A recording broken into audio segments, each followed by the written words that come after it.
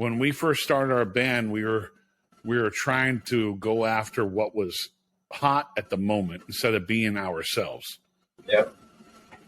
And we were trying to fit into that niche of what was hot, and it worked because we played the Whiskey, we played the Roxy, we played a place called Gazzari's, we played the Troubadour.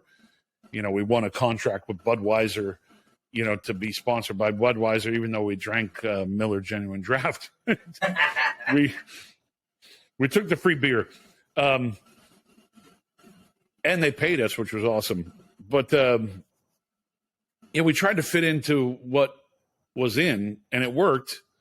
But at the same time, we'd be driving back and forth from practice, listening to things like Pantera and King Diamond and Gwar and just heavier music.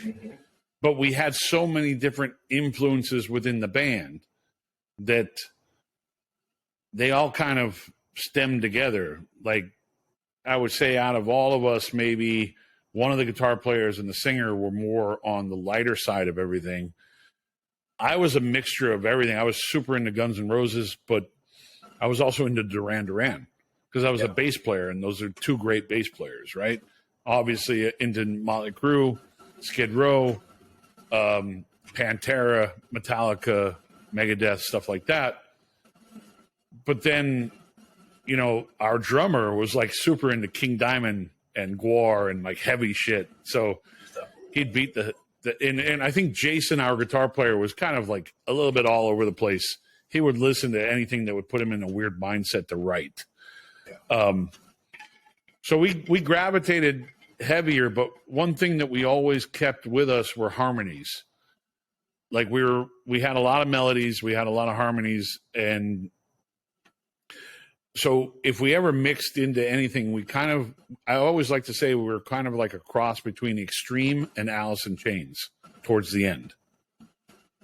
Because we had the harmonies of both, but maybe a little bit more rock and roll instead of grunge that Alice in Chains had. We had more of that extreme kind of. Plus, I mean, if you heard our last demo that no one's heard, actually, the music's just all over the place. Just completely all over the place. I thought that was when we were doing our best shit, but we broke up. Our singer came to our band meeting. We had a directive from our lawyers and our management. Our lawyers and our management, very good management, very good lawyers, managed and, represented very famous bands. And they said, okay, over the next 6 months, you're not allowed to do this, this, and this. You're only allowed to play at like dive bars where you don't promote and no one knows that you're playing them at. And if we want people to go, we'll invite record industry people to those shows, but do not promote that you're going to play these shows. Is this the same 6 months that you had to do a name change? Oh yeah, we did the name change to kind of hide the identity of who we were. So my tattoo artist, actually, I don't even want to say it. I won't say it because it's not politically correct anymore. But it was a highly offensive name, and ultimately we just went by and I won't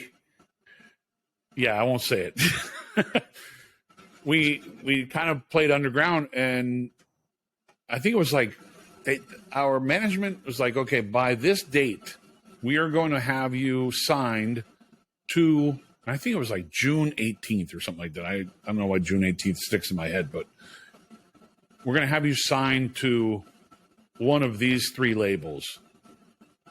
And I think it just put a lot of pressure on all of us. And we were like, holy shit, this is going to happen. I stopped showering for like 2 weeks. Like, how people have superstitions? I like wore the same T-shirt to every show and never washed it for like a month. Wow. It smelled really bad, like really bad. And that at the time I had a beard and I had really long hair. I wish I could show you a picture because I kind of looked maybe a little like Jesus, or what Jesus might look like, I guess. And our singer came to our band meeting one day. He goes, yeah, I don't want to do this anymore. I don't want to scream for a living. And he broke up the band. And we went back to the studio, just the four of us, and tried to do it without him, and it just felt uncomfortable. We're like, okay, we're done. And we all kind of went in separate directions.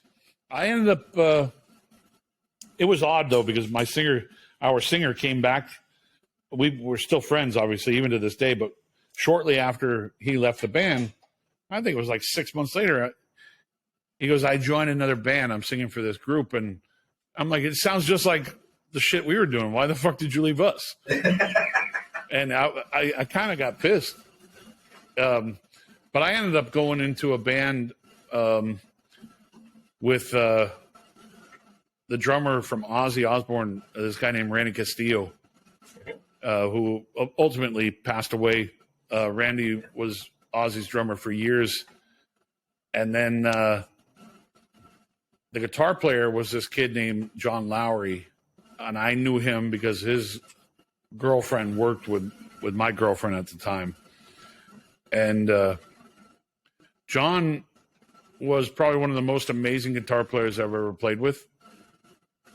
He ultimately kind of became a dick because I met him years later, and I said, hey, how you been? And he's like, who are you? And I'm like, oh, we played in a band together. Like, he goes, what band was that? And I told him the name. He goes, oh, that was a long time ago. Oh, good to see you. Have a good day. And I left. And a buddy of mine actually asked me, he goes, what happened? I go, yeah, he's kind of a dick. He like played off like he didn't even know me. But it was John. John ultimately changed his name to John 5. And he was Marilyn Manson's guitar player. And now Rob Zombie. Yeah. No shit. Okay. Wow. But I will tell you that John likes to recycle music. Yeah. Because I found a song that Marilyn Manson recorded that sounded very similar to a song that I actually recorded with John. So, yeah, a little recycling.